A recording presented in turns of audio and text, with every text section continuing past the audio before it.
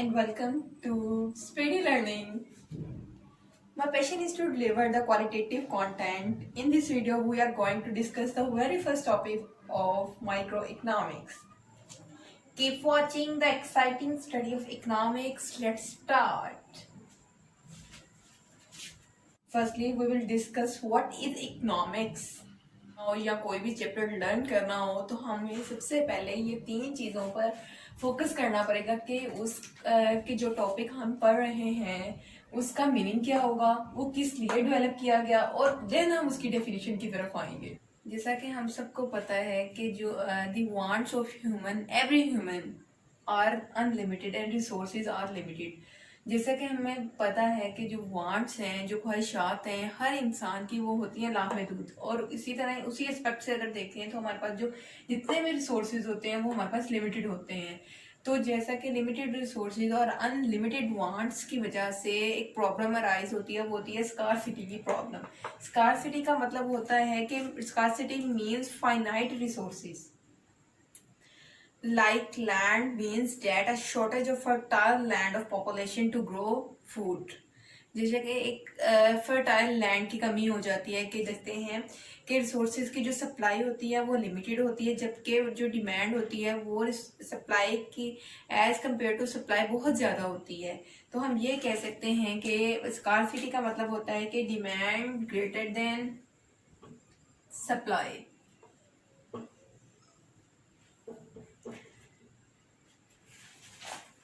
जैसे कि यहाँ पे मैंने इकोनॉमिक्स की डेफिनेशन लिखी है। Economics is defined as a science that deals with making, distribution, selling as well as purchasing of goods and services. यहाँ पे सिर्फ गुड्स की बात नहीं होती है, जो चीज़ें परचेज की जाती हैं, एज वेल एज सर्विसेज, इसमें सर्विसेज भी इंक्लूड होती हैं।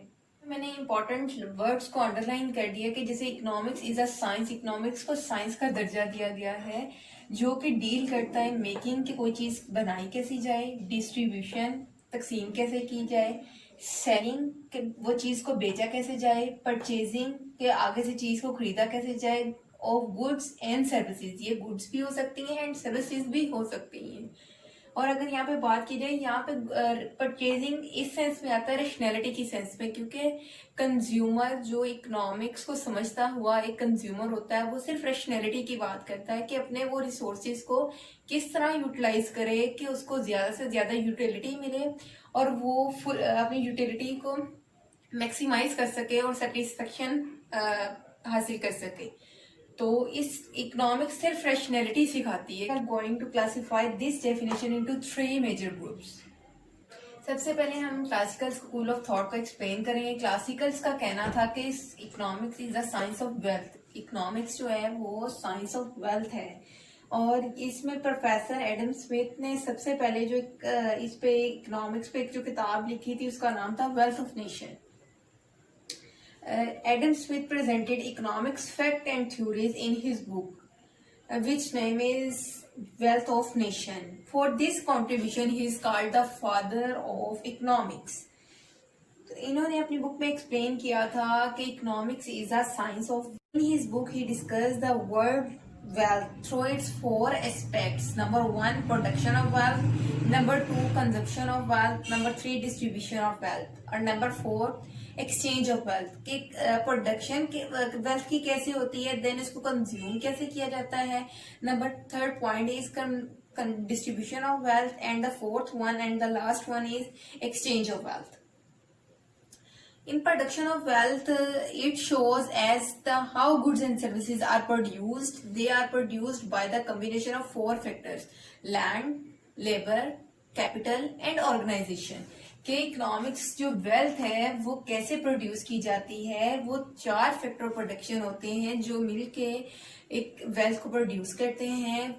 जो न्यू क्लासिकल का कहना है इकोनॉमिक्स इज अ साइंस, जैसा कि एडम स्मिथ ने भी यही कहा था कि इकोनॉमिक्स इज अ साइंस, तो ये भी यही कह रहे हैं कि इकोनॉमिक्स इज अ साइंस।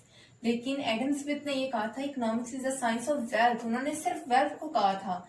लेकिन न्यू क्लासिकल का कहना है कि economics is a science of material welfare, कि ये मटेरियल वेलफेयर का जो इकोनॉमिक्स है वो मटेरियल वेलफेयर पे बेस करती है। And he defined economics in his book The Following Word. Economics is a study of people in the ordinary business of life.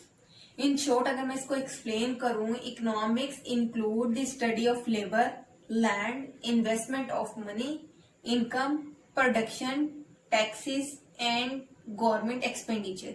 जैसा कि अगर हम एडम स्मिथ की डेफिनेशन से इसका कंपैरिजन करें तो एडम स्मिथ ने सिर्फ फोर एस्पेक्ट्स की बात की थी, जिसमें classical school of thought, new classical school of thought के बाद अपनी तरफ से जो डेफिनेशन उनकी मॉडर्न इकोनॉमिस्ट की आई थी वो ये कह रहे थे कि economics is the science of scarcity and choice. जैसा कि मैंने इकोनॉमिक्स की डेफिनेशन में पहले एक्सप्लेन किया है कि इकोनॉमिक्स को नाम ही स्कार्सिटी का दिया गया है कि कैसे अपने लिमिटेड रिसोर्सेज से अनलिमिटेड वांट्स को फुलफिल किया जा सके.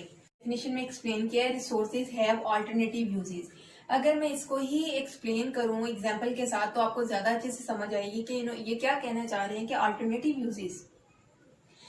A student having 10 rupees suppose can either buy a pen or a watch or eat meal. अब तो 10 रुपए में खैर कुछ भी नहीं आता, लेकिन अगर मैं सपोज कर रही हूँ कि उसके पास 10 रुपए हैं और वो ये चाह रहा है कि या मैं पेन खरीद ले वो, या वो फिल्म देख ले, या वो कुछ खाना खा ले किसी होटल में, then he examine the importance of his want, keeping in view the alternative use of the resources and satisfy the important of them.